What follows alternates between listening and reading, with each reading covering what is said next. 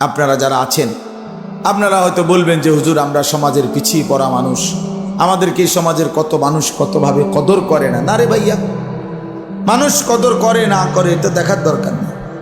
দুনিয়াতে সম্পদ পাইলেন বা না পাইলেন এটাও দেখার দরকার নেই। আমরা সমাজের সাধারণ মানুষ এইটাও ভাবার দরকার নেই। আখিরাতে আমার শায়েখ আল্লামা মুফতি মুশতাকুন নবী সাহেব হুজুর সব সময় বলে যে দুনিয়ার জীবনে ছিল তো ফকির মিসকিন, তো আল্লাহকে রাজি খুশি করছে, আল্লাহকে রাজি খুশি করছে, আল্লাহর ইবাদত করে গেছে, তো চোখটা বন্ধ হলেই সে বাদশাহ, সে বাদশাহ। আপনারা ফিরতে হবে, ফিরতে হবে,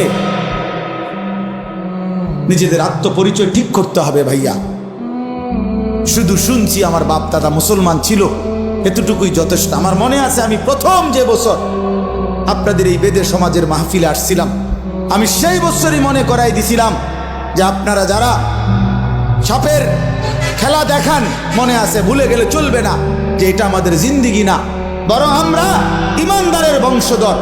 ইমানদার হযরত মূসা আলাইহিস সালামের জামানায় আপনার যেই জাদুকররা আপনার তারা তো সাপ দিয়েই খেলা দেখাইছিল, তারা তো কালেমা পড়ে মুসলমান হয়েছিল মূসা নবীর জামান, হয় নাই কালেমা পড়ে মুসলমান? তাইলে নিজেদেরকে দুর্বল, নিজেদেরকে এমনি ভাবেন যে আমরা দুর্বল, এমনি গুনার বেলায় তো সব করতেছেন। হ্যাঁ, কি ব্যাপার? আপনি দুর্বল হইলে মিশা কথা কনকা কথা বলেন না কেন? দুর্বল হইলে নাচ গান করেন কেন? গান বাদ্য বাজান কেন? দুর্বল হইলে আপনাদের বোনেরা মেয়েরা বেপর্দা হবে কেন? আমরা মুসলমান, বলেন আপনারা মুসলমান কিনা বলেন, বলেন সবাই মুসলমান কিনা বলেন। তাইলে আমরা মুসলমান হলে আমাদের আল্লাহ আছে, আমাদের রসুল আছে, আমাদের কোরআন আছে, আমাদের ধর্ম আছে। আমরা মুসলিম, আমরা পাগল না, ছাগল না, আমরা মাতাল না, আমাদের ইজ্জত আছে, সম্মান আছে। আল্লাহ নবী সাল্লাল্লাহু আলাইহি ওয়াসাল্লাম বলছেন, একদিন কাবা ঘরের দিকে তাকাইয়া নবী বলছে, কাবা আল্লাহর ঘর, কাবা ঘরের দিকে তাকায় বলছে যে কাবা তোমার অনেক সম্মান, তোমার অনেক ইজ্জত, কিন্তু আল্লাহর নবী বলেন, হে কাবা মনে রেখো আমার এক ইমানদারের সম্মান তুমি কাবার চাইতেও কোটি গুণে বেশি। খোদার কসম হাদিস, নবীজি বলছে কাবা তোমার চাইতে দামি, আমার ইমানদারের ইজ্জত, আমার ইমানদারের সম্মান কাবার চাইতে দামি। আল্লাহ কোরআনে বলছেন, ওয়ালা আবদুম মুমিনুন খায়রুম মিন মুশরিকিন ওয়ালাউ আ'জাবাকুম। আল্লাহ বলছে মুশরিক, বেঈমান, কাফের যত বড়ই মনে হোক, 10টা পৃথিবীর মালিক হোক, একেবারে 7 সমুদ্র 13 নদীর মালিক হোক, পৃথিবীর সব সম্পত্তির মালিকও যদি হয়, মুশরিক, কাফের, বেঈমান, খোদার কসম আল্লাহ কোরআনে বলে তার চাইতে একজন ইমানদার গোলাম কৃতদাস সে খায়রুন, সে উত্তম, উত্তম, উত্তম। ওয়ালা আবদুম মুমিন খায়রুম মিন মুশরিক। একটা গোলাম সে কৃতদাস হোক, তো তুমি তো কৃতদাস না, তুমি কারো গোলাম, তুমি কোনো মানুষের কৃতদাস, তাইলে তুমি নিজেকে দুর্বল ভাববা কেন? আল্লাহ তাআলা তো বলছে একটা কৃতদাসও যদি হয় কিন্তু ঈমান থাকে, সে পৃথিবীর সমস্ত বেঈমানের চাইতে দামি, বেঈমানের চাইতে দামি। আল্লাহ কোরআনে বলছে ইন্নামাল মুশরিকুনা নাজাস, সমস্ত মুশরিক বেঈমান নাপাক, নাজাসুন নাপাক। অতএব আমি মনে করাই দিলাম, নিজেদের বিবেক জাগায় দেওয়ার জন্য বললাম, আমরা প্রত্যেকেই ভাবতে হবে আমার আখিরাতি জিন্দেগি, আমার কবরই আমার জিন্দেগি। এই দুনিয়া হাসলেও মরে যাবেন, কাঁদলেও মরে যাবেন, সুখে থাকলেও মরে যাবেন, দুঃখে থাকলেও মরে যাবেন। রাজপ্রাসাদের অট্টালিকায় যে থাকে সেও মরে যায়, জীর্ণ কুঠির কুড়ে ঘরে যে থাকে সেও মরে যায়, মরে না ভাইয়া? জীবনে যে কোনো দিন সুখ দেখে নাই তারও মৃত্যু হয়, জীবনে যে কোনো দিন দুঃখ দেখে নাই তারও মৃত্যু হয়। কাজে এক অনিবার্য সত্য, মৃত্যু এক চূড়ান্ত বাস্তবতা, এক চিরন্তন সত্য, এটাকে অস্বীকার করার কোনো সুযোগ নাই বাপ। অতএব আমাদের উচিত আখিরাতের প্রস্তুতি নাও। আল্লাহ আমাদেরকে দৌলত দিয়েছেন ঈমান, আমরা পরিচয় দিতে পারি কমপক্ষে যে আমরা মুসলমান। এতটুকু এর পরিচয় তো এই পৃথিবীর কত কোটি কোটি মানুষের নাই। জন্মসূত্রে কোনোদিন শোনে নাই কালেমা, কোনোদিন মুখ দিয়ে উচ্চারণ করে নাই লা ইলাহা ইল্লাল্লাহ। আমাদের নবী সাল্লাল্লাহু আলাইহি ওয়াসাল্লাম বলছেন, ইরতাহালাতিদ দুনিয়া মুদবিরা ওয়ারতাহালাতিল আখিরাতু মুকবিলা। নবীজি বলেন, প্রতিনিয়ত দুনিয়া তোমাদের পিছনে যাচ্ছে, আখিরাত তোমাদের সামনে আসতেছে। প্রতি 1 ঘন্টা যাচ্ছে মানে দুনিয়া পিছনে যায়, আখিরাত আমার সামনে, কবর আমার সামনে আসতেছে।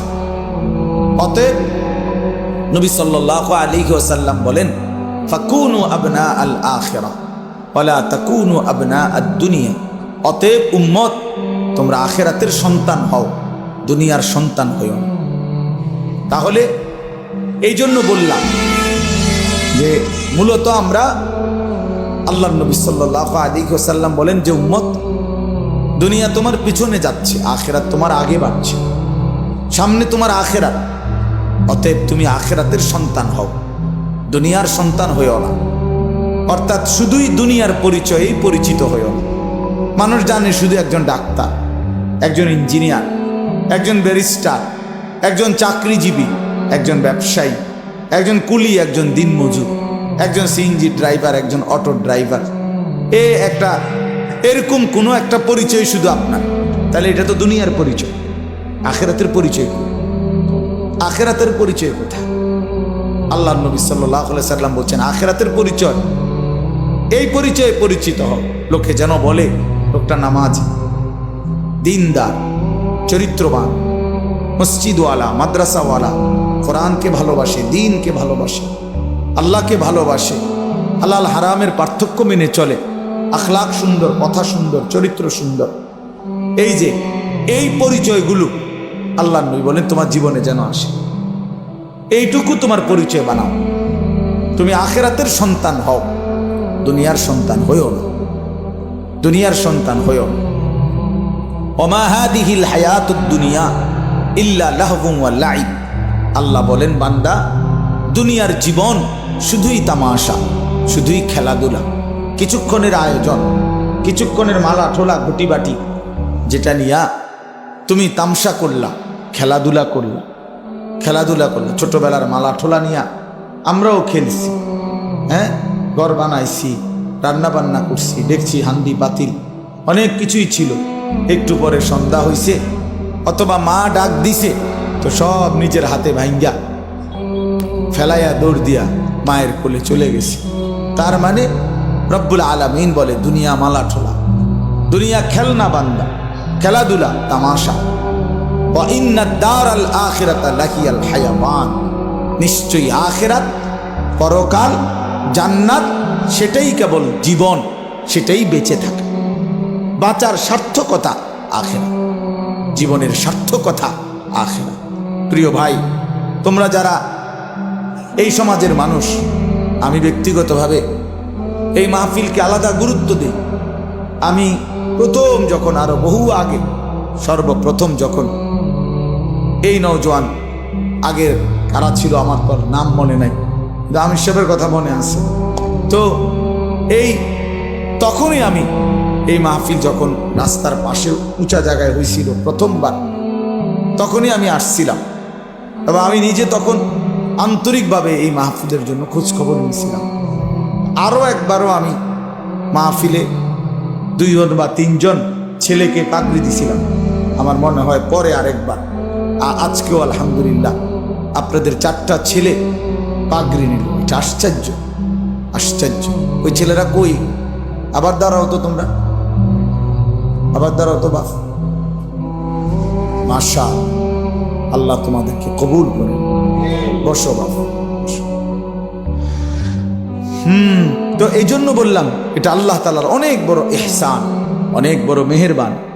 আখিরাতের পরিচয়ে পরিচিত হয়েছে এরা হাফেজে কোরআন, তাহলে এটা আখিরাতের পরিচয় না? পরকালে এদের মা বাপ, তারাও আখিরাতের পরিচয়, যে হাফেজে কোরআনের মা, হাফেজে কোরআনের বাবা, হাফেজে কোরআনের বাবা, এক আলেমের মা, এক আলেমের বাবা। এই জন্য বললাম, আল্লাহ তাআলা আমাদেরকে বলছেন এটা, যে বান্দা তোমরা যদি বোঝো তাহলে তোমরা এটা বুঝে নিও জীবন মানে আখিরাত, বেঁচে থাকা মানে আখিরাতের জন্য বেঁচে থাকা। আমাদেরকে আল্লাহ তাআলা এই পৃথিবীর হায়াত দিয়েছেন শুধুই আখিরাতের প্রস্তুতির জন্য। আপনারা যারা আছেন, আপনারা হয়তো বলবেন যে হুজুর, আমরা সমাজের পিছিয়ে পড়া মানুষ, আমাদেরকে এই সমাজের কত মানুষ কতভাবে কদর করে না। না রে ভাইয়া, মানুষ কদর করে না করে এটা দেখার দরকার নেই। দুনিয়াতে সম্পদ পাইলেন বা না পাইলেন এটাও দেখার দরকার নেই। আমরা সমাজের সাধারণ মানুষ, এইটাও ভাবার দরকার নেই। আখিরাতে আমার শায়েখ আল্লামা মুফতি মুশতাকুন নবী সাহেব হুজুর সব সময় বলে যে দুনিয়ার জীবনে ছিল তো ফকির মিসকিন, তো আল্লাহকে রাজি খুশি করছে, আল্লাহকে রাজি খুশি করছে, আল্লাহর ইবাদত করে গেছে, তো চোখটা বন্ধ হলেই সে বাদশাহ, সে বাদশাহ, সে বাদশাহ। কোরআন শরীফে আছে স্পষ্ট, ইন্নাল্লাযীনা আজরামু কানু মিনাল্লাযীনা আমানু ইয়াদহাকুন। আল্লাহ তাআলা বলে, নিশ্চয়ই যারা নাফরমান পাপী অবাধ্য তারা ইমানদার নেককারদেরকে দুনিয়ার জীবনে তাদেরকে দেখে দেখে হাসে, হাসে। হুজুর যায়, আরে অল্প বয়সে দাঁড়িয়ে রেখে খেলেছে রে, আরে মানে আরে একেবারে বুজুর্গ দরবেশ, মানে এরকম কি টিটকারি, মানে হাসে মস্কারি করে। ইদা মাররু বিহিম ইয়াতাগামাজুন, পাশে দিয়া গেলে টিটকারি করে, আঙ্গুল দিয়া তুলে ইঙ্গিত করে। আল্লাহ তাআলা বলেন, ইদা ইনকালাবু ইলা আহলিহিম ইনকালাবু ফাকিহিন, পরিবারের বউ বাচ্চাদের সামনেও দিনদার শ্রেণীকে নিয়ে বিদ্রুপ করে। আল্লাহ বলেন, আমি ওয়াদা দিলাম, মনে রাখো, ফালিয়াউমাল্লাযীনা আমানু মিনাল কুফফারি ইয়াদহাকুন। আল্লাহ বলেন, আমি আল্লাহ ওয়াদা দিলাম, মোমেন আজ যারা যারা বিদ্রুপ করছে তোমাকে দেখে, আমি আল্লাহ ওয়াদা দিলাম সেদিন হাসরের দিন আমার ইমানদার নেককার বান্দা এসব বেঈমানকে দেখে হাসবে। ফালিয়াউমাল্লাযীনা আমানু মিনাল কুফফারি ইয়াদহাকুন, সেদিন আমার ইমানদার বান্দা হাসবে, সেদিন নেককার বান্দা হাসবে। সেদিন এই সমাজে যাকে দুর্বল মনে করছিল কিন্তু আল্লাহকে রাজি খুশি করছিল যে মানুষটা, তো সেদিন ওই হাসবে তাদেরকে, হাজার লক্ষ কোটি টাকাকে দেখে হাসবে। আলাল আরাইকি ইয়ানদুরুন, আল্লাহ বলেন আমার ইমানদার নেককার বান্দা জান্নাতের সিংহাসনের মধ্যে বসে জাহান্নামীর দৃশ্য, আযাবের দৃশ্য এখানে বসেই দেখতে থাকবে। ইয়ানজুরুন, দেখবে, দেখবে। আর কি বলবে? মজা করে বলবে জান্নাতি তখন, হাল সুবিবাল কুফফারু মা কানু ইয়াফআলুন। এই নাফরমান, সারা জিন্দেগি যা নাফরমানি করেছিলে আজকে তার বিনিময় পেয়েছো তো, পেয়েছো তো। আরো দেখো নারী, আরো দেখো ছবি, আরো দেখো উলঙ্গ দৃশ্য, আরো জিনা ব্যভিচার দেখো, করো, মদ খাও, জুয়া খেলো, সুদ খাও, ঘুষ খাও। একটা সেজদা না দেওয়ার পরিণতি, আল্লাহর গোলামি করার না করার পরিণতি আজ কেমন লাগতেছে দেখো, দেখো। এভাবে কোরআন শরীফে আছে, জান্নাতি বান্দা বলবে, আফামা নাহনু বিমাইয়িতিন। জান্নাতি বলবে, হে জাহান্নামী নাফরমান, মনে রাখিস বেটা, আর কোনোদিন তোরও মৃত্যু হবে না, আমারও মৃত্যু হবে না। তার মানে আমি জান্নাতি, আমারও মরণ নাই, তুই জাহান্নামী, তোরও মরণ নাই। অতএব আমার জান্নাতের সুখ এটাও শেষ হবে না, তোর জাহান্নামের দুঃখ এটাও শেষ হবে। এই দুনিয়ায় যে হাসে হতে পারে কিছু সময় পরে সে কাঁদবে, এই দুনিয়ায় যে কাঁদে হতে পারে 10 দিনের মাথায় সে হাসবে। আজকে যে সুখে আছে কালকে হয়তো সে দুঃখে আছে, কালকে আজকে যে দুঃখে আছে হতে পারে কালকে সে সুখে আছে। দুনিয়া তো অবস্থা বদলায়, অতিলকাল আইয়ামু নুদাফিলুহা বাইনান নাস। আল্লাহ বলেন আমি মানুষের মাঝে অবস্থা বদলাই দুনিয়ায়, কিন্তু আখিরাতে বদলাবে না। আখিরাতে কি হবে না ভাইয়া? ওই জন্য তোমরা যারা ছেলেরা আছো, তোমরা নিজেরে আরেকবার ভাবতে শিখো, তুমি মুসলমান, তুমি মানুষ, তুমি মানুষ। এই সমাজ মূল্যায়ন করুক বা না, এই সমাজ ওলামায়ে কেরামকেও মূল্যায়ন করে না, এই সমাজ ইমামকেও মূল্যায়ন করে না, এই সমাজ মুয়াজ্জিনকেও মূল্যায়ন করে না। কথার কথা যারা করে না, তো তাই বলে কি ইমামের মর্যাদা কমে গেছে? মুয়াজ্জিনের মর্যাদা কমে গেছে? বেতন 8,000 টাকা, তো কি 10,000 টাকা তো মানুষ মূল্যায়ন করে নাই, তো এত অসুবিধা কি? এত অসুবিধা কি?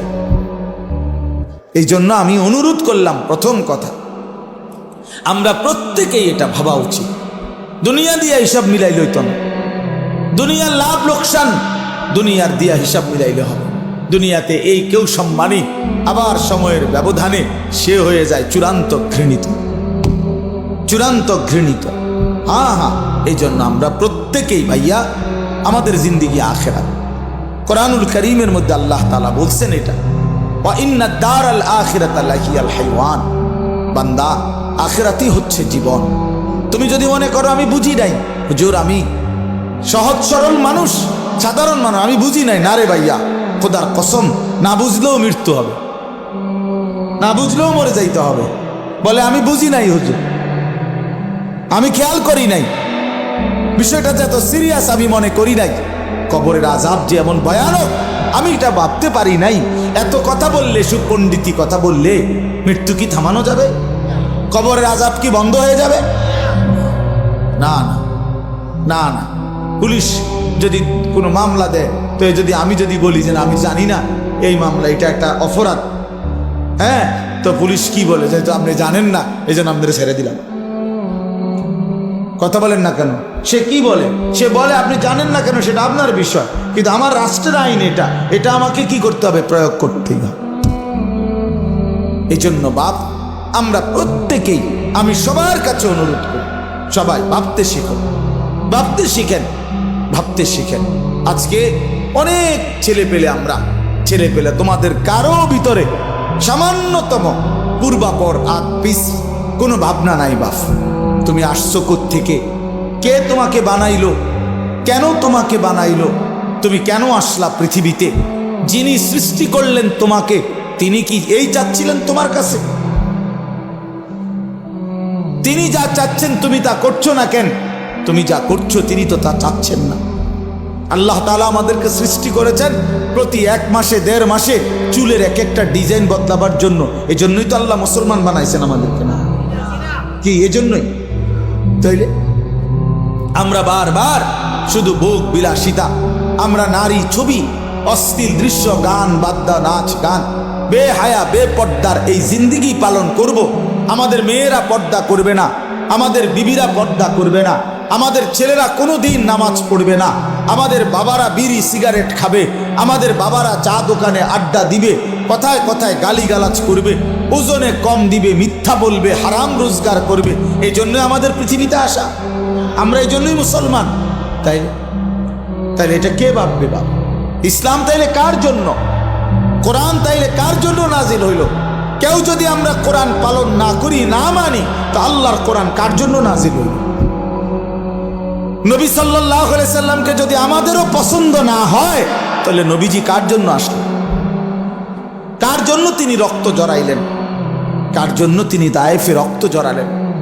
কার জন্য তিনি পেটে 2টা পাথর বাঁধলেন ক্ষুধার কষ্টে? কার জন্য তিনি 30 পারা কোরআন গ্রহণ করলেন মহান আল্লাহ পাকের কাছ থেকে? আমাদের জন্য, আমার জন্য, আমার জন্য। এই জন্য নওজোয়ান কিশোর ভাই, তোমার কাছে যদি 1 ওয়াক্ত নামাজ পছন্দই না হয়, তো তুমি মুসলমান হইলা কেন? কোনোদিন তোমরা যারা ফজরের নামাজ পড়ো না, প্রিয় ভাই আমার, তুমি মুসলমান হইলা কিভাবে? তোমার মা কিভাবে মুসলমান? তুমি মুসলমানের সন্তান কিভাবে হইলা? কোন যুক্তিতে?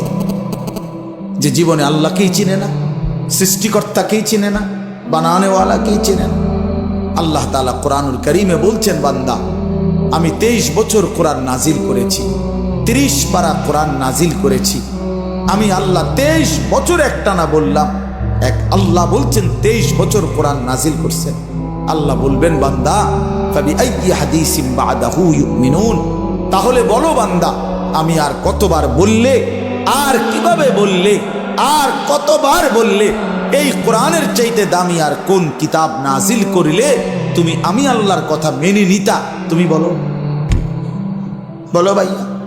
যিনি এত বড় আসমান দিয়েছেন, যিনি এত বড় জমিন দিয়েছেন, যিনি এই গোটা কায়নাত দিয়ে, গোটা সৃষ্টি জগৎ দিয়ে আমাকে লালন পালন করছেন, আমার প্রতিটা নিঃশ্বাস যিনি দিচ্ছেন, আমার প্রতিটা নড়া চড়ার ক্ষমতা যিনি দিচ্ছেন, আমার খাবারের প্রতিটা লোকমা যিনি দিচ্ছেন, আমার পানির প্রতি ফোঁটা যিনি দিচ্ছেন, তাকে একটাও সেজদা করবে না? তাকে সেজদা করবে না ভাইয়া? আহা, তো কিসের মুসলমান, কিসের মানুষ হইলা? সেজদা বিহীন, যার কপালে সেজদা নাই, প্রিয় ভাই মনে রাখো, সে মানুষ না। সেজদা বিহীন সে মানুষ হয় না, সে জানোয়ার। সে জানোয়ার, ওইটা আস্তা জানোয়ার, আস্তা জানোয়ার। কোরআনুল কারীমে আল্লাহ তাআলা বলছেন, ওয়াত্তাবা হাওয়াহু ফামাসালুহু কামাসালিল কালব, যে মনের ইচ্ছা মতো চলে। কেন নামাজ পড়ো না? তোমার মন চাইছে। কেন সারা দিন রাত মোবাইলে নারী দেখো, ছবি দেখো, নর্তকী দেখো, উলঙ্গ দৃশ্য দেখো? তোমার মন চাইছে। কেন চুলের এই ডিজাইন করছো তোমরা? বলো বাবা, এগুলা মুসলমানের চুল? একটা ছেলে বলো, একটা ছেলে দাঁড়ায় বলো, এই জানোয়ারের চুল কেন রাখলাম? এই বেঈমানের চুল কেন রাখলাম? এ তো বেঈমানের চুল। তুমি মুসলমান, নিজের পরিচয় ভুলে গেলা কেন? আত্মপরিচয় ভুলে গেলা কেন? আরে নিজের পরিচয় যে জানে না, তারে তো মানুষ লাওয়ারিশ বলে, বেওয়ারিশ বলে বেটা, বেওয়ারিশ বলে বেটা। তোর আত্মসম্মান কই বেটা? কেমনে ভুলে গেলি তোর মা মুসলমান? কেমনে ভুলে গেলি তোর বাবা মুসলমান? কোন ইহুদির বাচ্চার সন্তান তো তুমি না, তাহলে ইহুদির চুল রাখলা কেন? কোন খ্রিস্টানের বাচ্চার সন্তান তো তুমি না, তো খ্রিস্টানের মতো চুল রাখলা কেন?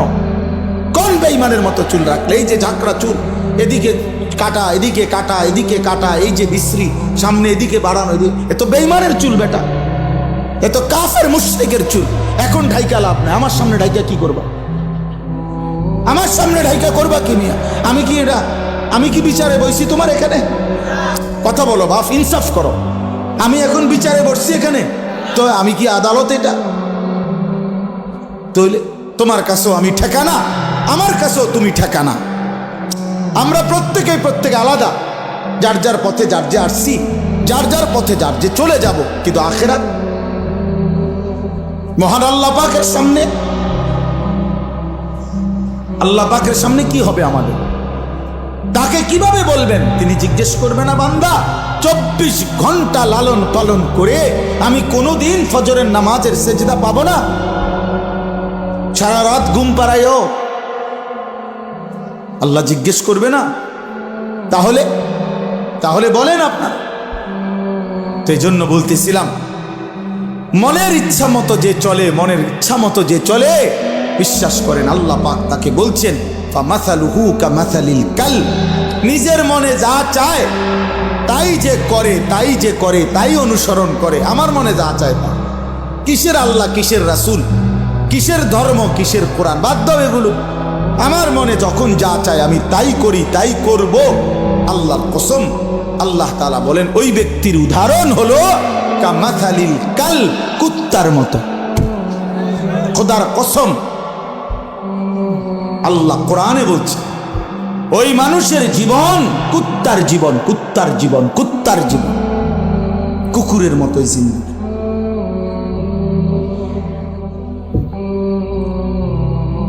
কুকুরের জীবন এটা, এই জীবন কুকুরের জীবন। কোরআন শরীফের শব্দ ভাই, তোমাকে ওই ছাত্র যারা মাদ্রাসায় পড়ে তা করে জিজ্ঞাসা করো কালবুন অর্থ কি। তাহলে এই জিন্দিগি কুত্তার জিন্দিগি, যে জিন্দিগি সেজদা নাই, সে জিন্দিগি নারী, ছবি, অস্থিরতা, জিনা, ব্যভিচার, বেপর্দা, বেহায়া, হ্যাঁ, নাচ গান, আনন্দ ফুর্তি, এটা জীবন হইল মিয়া? এটা জীবন? কার থেকে শিখছেন এটা? কেন ভুলে গেলেন আল্লাহ নবী সাল্লাল্লাহু আলাইহি সাল্লামের বিধান? নবীজি সাল্লাল্লাহু আলাইহি সাল্লাম বলছেন আল গিনা রুকিয়াতুজ জিনা। নবীজি বলছে গান বাদ্য এটা জিনা এবং ব্যভিচারের তাবিজ। তাবিজ বুঝেন না? তাবিজ অর্থাৎ যেখানেই গান বাদ্য হয় সেখানেই জিনা ব্যভিচার হয়, নারী পুরুষের অবাধ মেলামেশা হয়। গানের ওই পিঠে, নাচের ওই পিঠে বাদ্য যখন টুং টুং টুং টুং করে বাজে, বাদ্যের ওই পিঠে জিনা আছে, ব্যভিচার আছে, ব্যভিচার আছে। আল্লাহ নবী সাল্লাল্লাহু আলাইহি ওয়াসাল্লাম বলছেন ইস্তেমাউল মালাহি মাসিয়াতুন। নবীজি বলছে গান শোনা গুনাহ, গুনাহ, গুনাহ। আল জুলুসু আলাইহা ফিসকুন, এবং গানের মজলিসে বসা এটা কবিরা গুনাহ, ফাসিক, প্রকাশ্য পাপী। ওয়াত তালাজ্জুজু বিহা কুফরুন। প্রিয় ভাই শোনো মিয়া, আল্লাহর নবী বলছেন গান শুনে মজা মারা, সাত এরকম করে আরে ডোলের লরের এমন করে তাল দেয়, ঠ্যাঙালগি দেয়, আরে করছে কিরে, কইলু কিরে, এই যে এগুলা কি মানে কি মজা নিচ্ছে, কি নিতেছে বলেন, স্বাদ নিতেছে। আল্লাহর নবী বলছে ওয়াতালাজ্জুজু বিহা, গান শুনে এই মজা পাওয়া এটা কুফরি, কুফরি বেটা, এটা ঈমান চলে যায়। নাউযুবিল্লাহ, কি জঘন্য বিষয়, কি জঘন্য বিষয়। আপনারা ফিরতে হবে, ফিরতে হবে, নিজেদের আত্মপরিচয় ঠিক করতে হবে ভাইয়া। শুধু শুনছি আমার বাপ দাদা মুসলমান ছিল, এতটুকুই যথেষ্ট। আমার মনে আছে আমি প্রথম যে বছর আপনাদের এই বেদে সমাজের মাহফিলে আসছিলাম, আমি সেই বছরই মনে করাই দিছিলাম যে আপনারা যারা সাপের খেলা দেখান, মনে আছে, ভুলে গেলে চলবে না যে এটা আমাদের জিন্দিগি না, বরং আমরা ইমানদারের বংশধর। ইমানদার হযরত মূসা আলাইহিস সালামের জামানায় আপনার যেই জাদুকররা আপনার, তারা তো সাপ দিয়েই খেলা দেখাইছিল, তারা তো কালেমা পড়ে মুসলমান হয়েছিল মূসা নবীর জামানা, হয় নাই কালেমা পড়ে মুসলমান? তাইলে তাইলে নিজেদেরকে দুর্বল, নিজেদেরকে এমনি ভাবেন যে আমরা দুর্বল, এমনি গুনার বেলায় তো সব করতেছেন।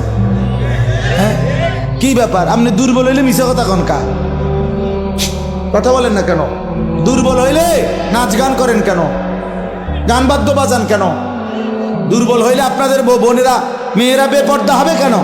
আমরা মুসলমান, বলেন আপনারা মুসলমান কিনা বলেন, বলেন সবাই মুসলমান কিনা বলেন। তাইলে আমরা মুসলমান হলে আমাদের আল্লাহ আছে, আমাদের রসুল আছে, আমাদের কোরআন আছে, আমাদের ধর্ম আছে।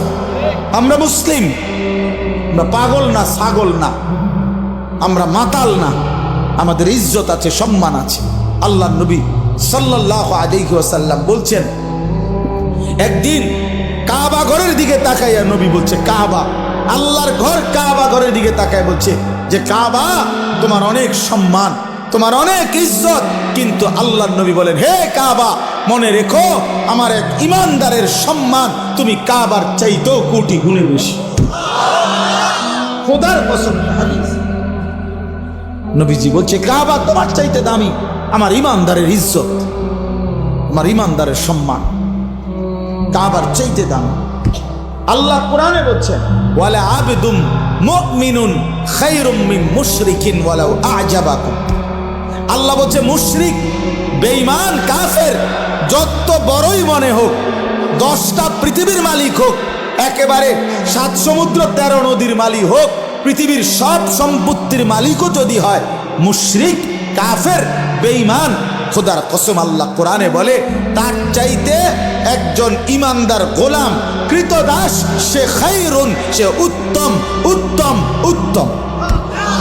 ওয়ালা আবদুম মুমিন খায়রুম মিন মুশরিক। একটা গোলাম সে কৃতদাস হোক, তো তুমি তো কৃতদাস না, তুমি কারো গোলাম, তুমি কোনো মানুষের কৃতদাস, তাইলে তুমি নিজেকে দুর্বল ভাববা কেন? আল্লাহ তাআলা তো বলছে একটা কৃতদাসও যদি হয় কিন্তু ঈমান থাকে, সে পৃথিবীর সমস্ত বেঈমানের চাইতে দামি, বেঈমানের চাইতে দামি। আল্লাহ কোরআনে বলছেন, ইন্নামাল মুশরিকুনা নাজাস, সমস্ত মুশরিক বেঈমান, নাপাক, নাজাসুন, নাপাক। অতএব আমি মনে করাই দিলাম, নিজেদের বিবেক জাগায় দেওয়ার জন্য বললাম, আমরা প্রত্যেকেই ভাবতে হবে আমার আখিরাতি জিন্দেগি, আমার কবরই আমার জিন্দেগি।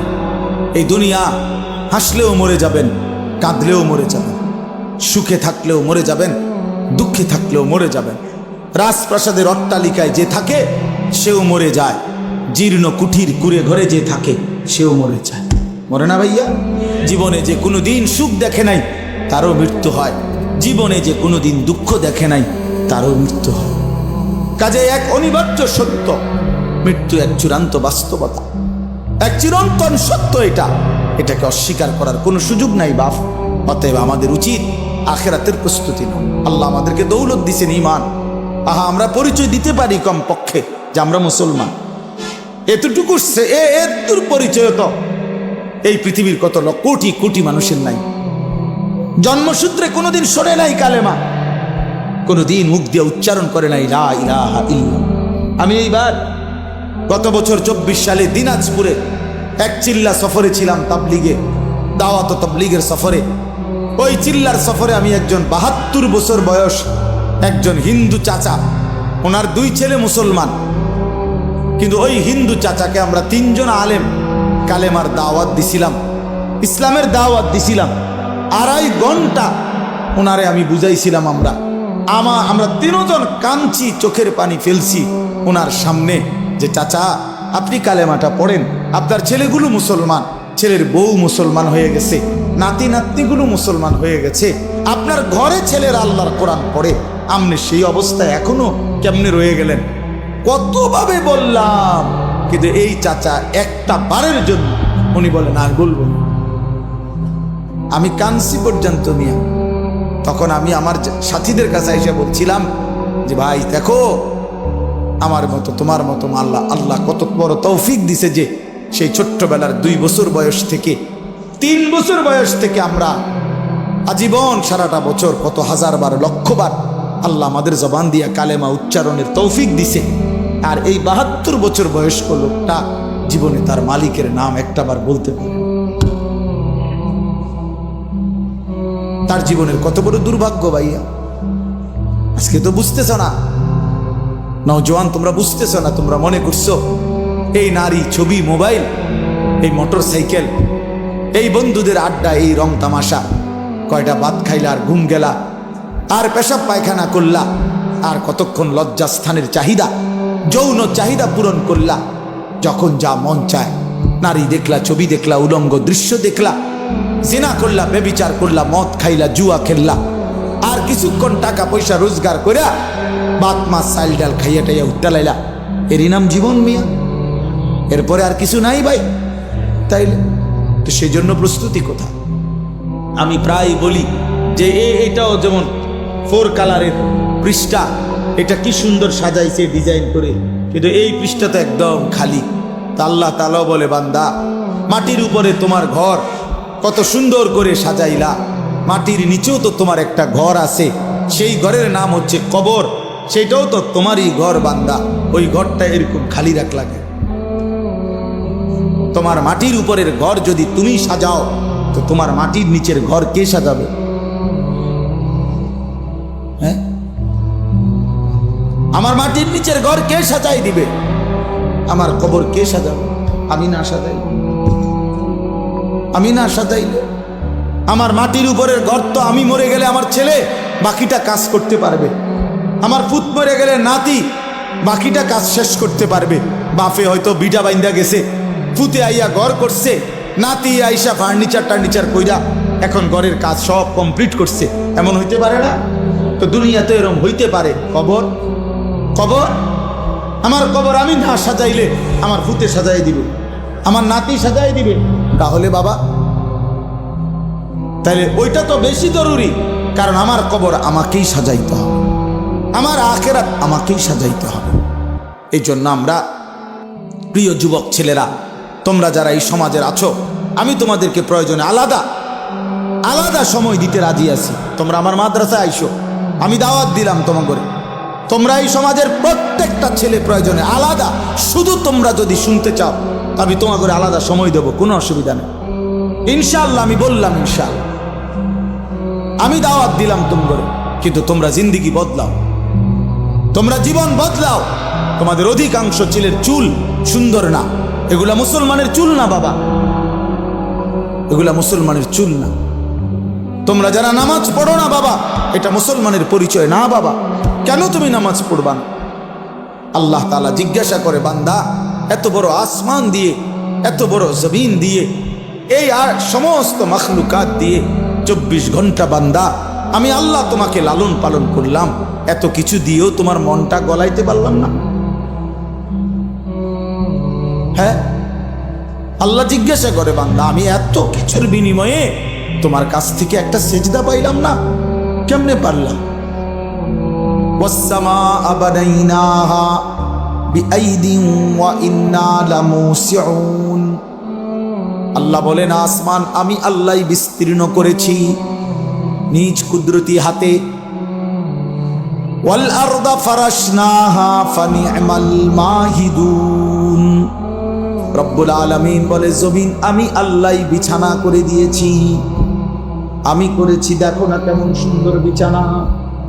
এতটা শক্ত ভারী বানাই নাই, পাথরের মতো শক্ত যদি বানাইতাম ফসল উঠতো কেমনে? আবার এতটা নরম বানাই নাই, একদম নরম বানাইলে বসতা কেমনে, নড়াচড়া করত।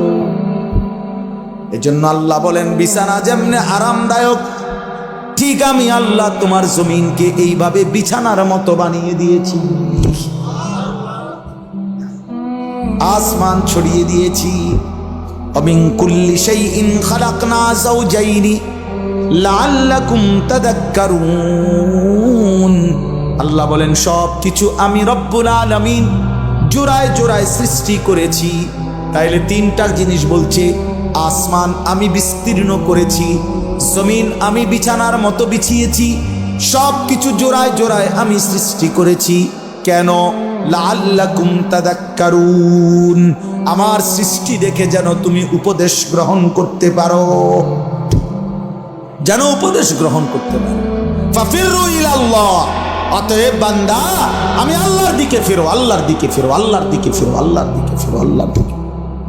আল্লাহ ডাক দিস, ফাফিরু ইলাল্লাহ, এই বান্দা অন্যদিকে যাইও না, শয়তান তোমারে জাহান্নামে ফেলে দিবে, নফসের ধোঁকা মনের চাহিদা তোমারে জাহান্নামে ফেলে দিবে, অসৎ বন্ধু তোমারে জাহান্নামে ফেলে দিবে, সিনেমার নর্তকী তোমারে জাহান্নামে ফেলে দিবে, মোবাইলের উলঙ্গ নারী তোমারে জাহান্নামে ফেলে দিবে, অসৎ বন্ধুর খপ্পরে পড়ে তুমি বরবাদ হয়ে যাইবা।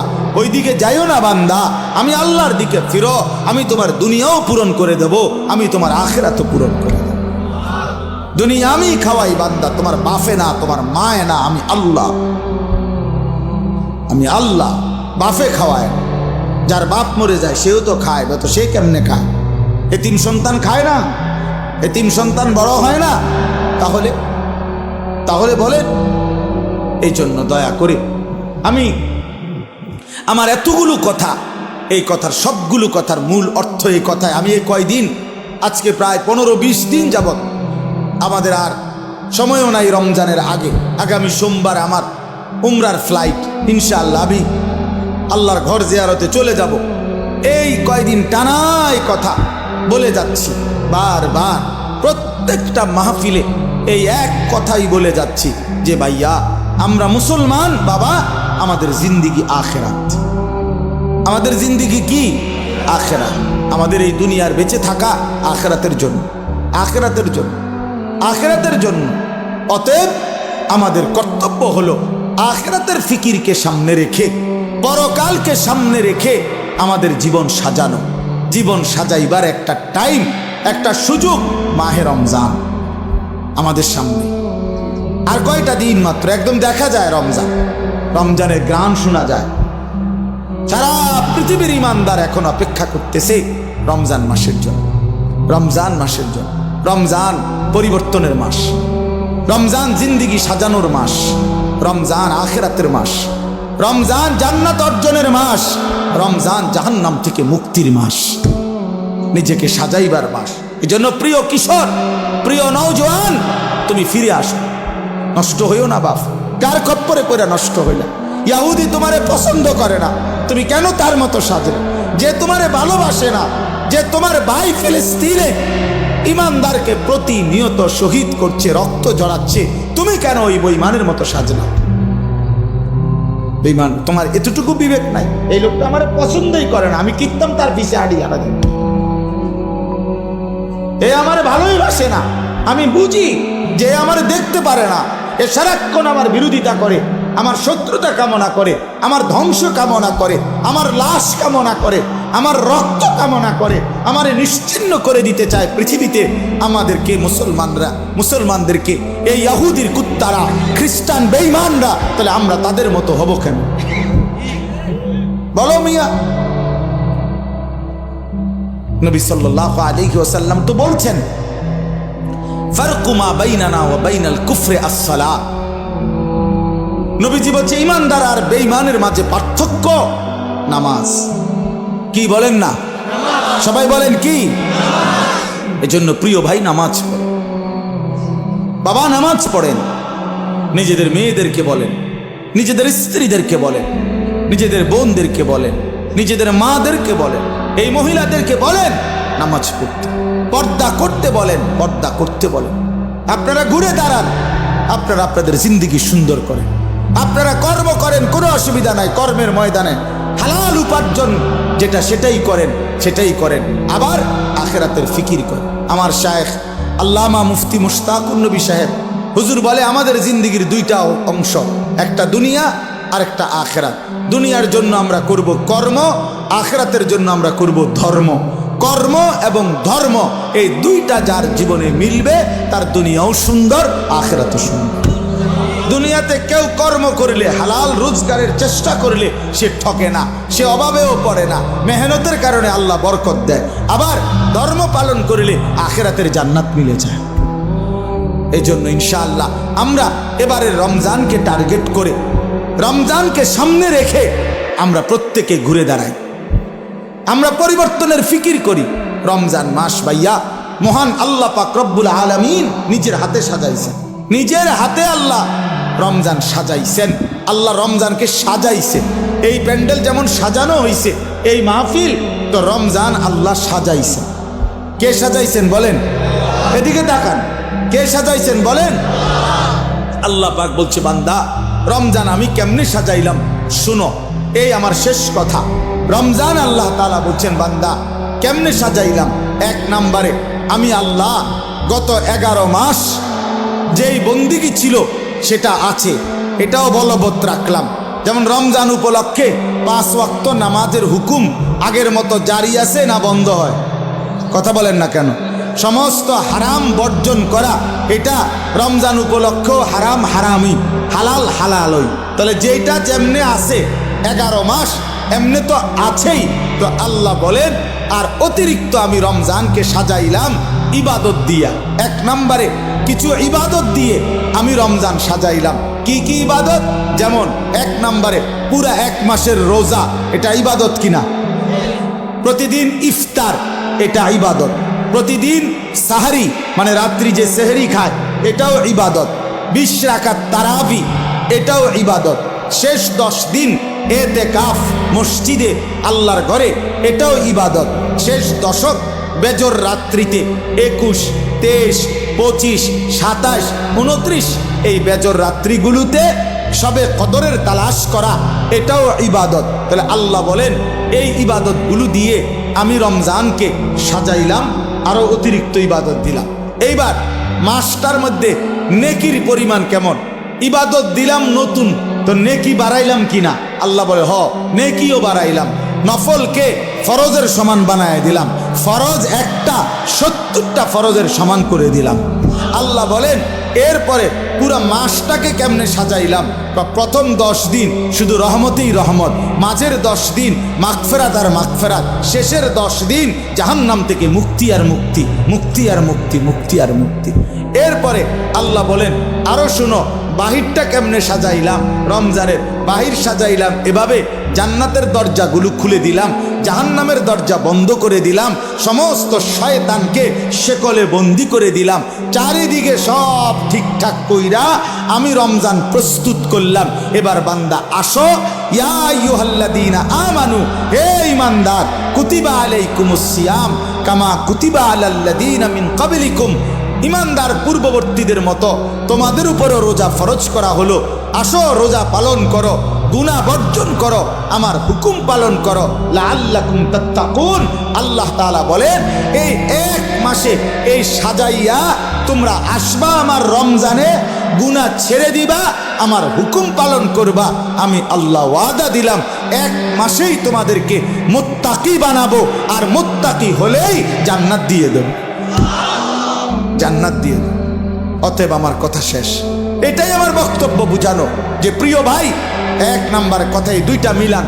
একটা হলো আমাদের জীবন আখিরাত, আমাদের জীবন কি, আর আখিরাতের শ্রেষ্ঠ মাস, জান্নাতের শ্রেষ্ঠ মাস আখিরাত অর্জনের মাহে রমজান। অতএব আমরা ইনশাআল্লাহ মাহে রমজানকে কদর করব তো।